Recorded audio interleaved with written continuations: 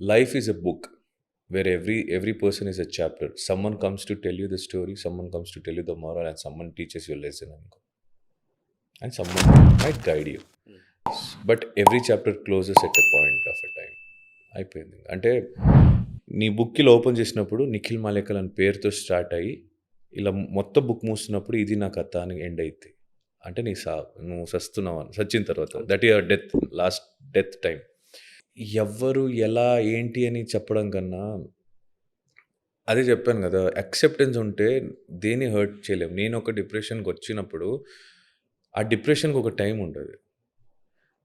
దాన్ని అలాగే వదిలేసి కొంచెం మోటివేట్ ఒక్కొక్క స్టెప్ చేయలేదంటే ఆ డిప్రెషన్ కంటిన్యూ అవుద్ది. It can lead in to any kind of stuff. కొంతమంది తాగడం మొదలు పెట్టేస్తారు, కొంతమంది పని మానేస్తారు, కొంతమంది డిప్రెషన్లో ఏడుసుకొని చాలామంది ఉన్నారు. ఆ స్టేజ్లో నాకు తెలిసి నువ్వు ఉంటావు. ఏదైనా రీజన్ అవును, రిలేషన్షిప్పే అవ్వాలని లేదు, లవ్ ఫెయిల్యూరే అవ్వాలని లేదు, ఏదైనా ఉండొచ్చు. స్ట్రగలింగ్ టైంలో పిచ్చి లేసిపోద్ది ఒక్కొక్కసారి పని రాకపోతే. సో ఆ టైంలో వాట్ ఐ సే ఈజ్ ఎంతోమందికి తినడానికి కూడా లేదు. నీకు దేవుడు ఇచ్చాడు.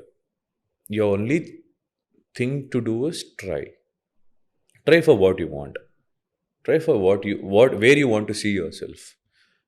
అది ఒకటి మీరు బలంగా అనుకుంటే I think you can change your whole life. Because మన లైఫ్ సంకనాకడానికి లేకపోతే మన లైఫ్ మంచిగా అవడానికి మన చేతిలోనే ఉంటుంది.